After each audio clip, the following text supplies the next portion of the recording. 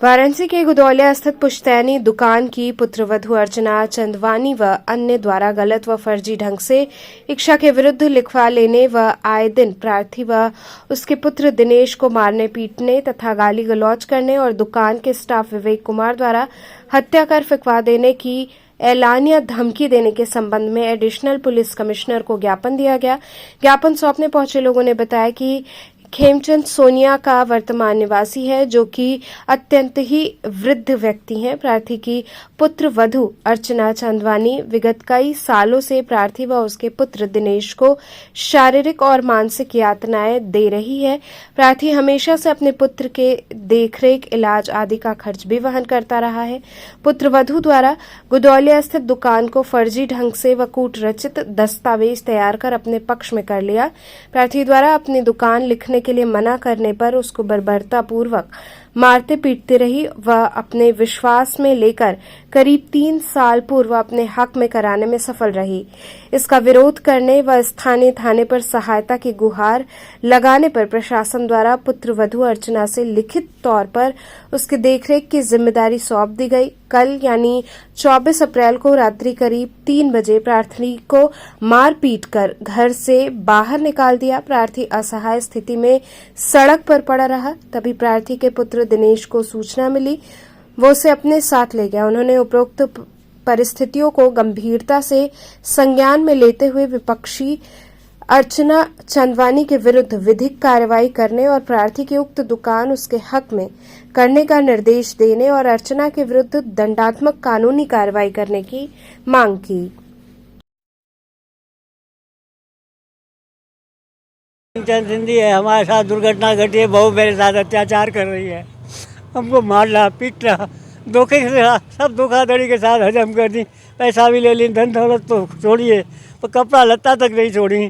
थाने पर कह के आई थी खाना देंगे, खाना भी नहीं दे रही हैं, ऊपर से निकाल बाहर कर रही है, धमकी दे रही है मरवा देंगे। क्या कारण है कि आपकी बहू आपको परेशान कर रही है? मेरे को कारण अभी तक नहीं समझ में आया कि मेरा कसूर क्या है।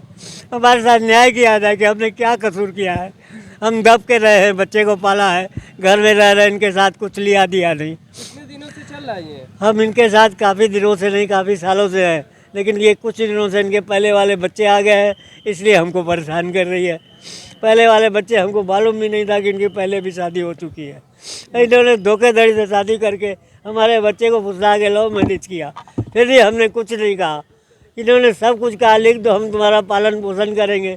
हमने लिख दिया। अब आज हमने क्या किया, तो हमको घर से बाहर निकाल रही है। मतलब आपने पूरी प्रॉपर्टी अपने बहू के नाम कर दी? सब उनके नाम लिखवा ली, मैंने की नहीं थी, उन्होंने लिखवा ली थी।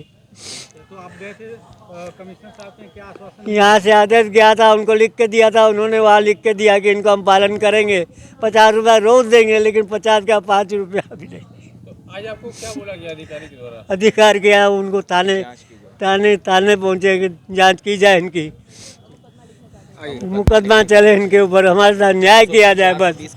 हमने लव मैरिज की थी अर्चना चंदवानी से। मुझे नहीं पता था कि शादी के पहले भी इसके 2 बच्चे हैं, तब भी हमने कंप्रोमाइज़ किया। उसने धीरे धीरे मेरी सब दुकानें सब धोखे से पापा से सब ले ली, और आज के डेट में कुछ 15-20 वीडियो होने के बाद भी मेरी सुनवाई नहीं हो रही है, न कमिश्नर ऑफिस में हो रही है, न कहीं हो रही है। इसलिए मैं मीडिया के सामने आना चाह रहा हूँ कि मेरी मदद की जाए। क्या आप लव मैरिज किए थे तो उस समय मुझे नहीं पता था कि शादीशुदा है। शादी के बाद मुझे पता चला कि इसके 2 बच्चे हैं। तो उसके बाद से फिर आने के बाद घर में कलह शुरू हो गया? घर में कलह चालू हो गया, आए दिन मार पीट। कितने दिनों से चल रहा है ये कम से कम आज मेरी शादी को 11-12 साल हो गए, लेकिन 10 साल से उत्पीड़न चल ही रहा है। तो 10 साल में आप शांत क्यों थे? मैं सोच रहा था चलो कुछ ना कुछ हो जाए, कुछ ना कुछ हो जाए। अब मुकदमा चल ही रहा है 3 साल से, लेकिन इनके पीछे बहुत सारे ऐसे लोग हैं जो इनको दिमाग देते हैं।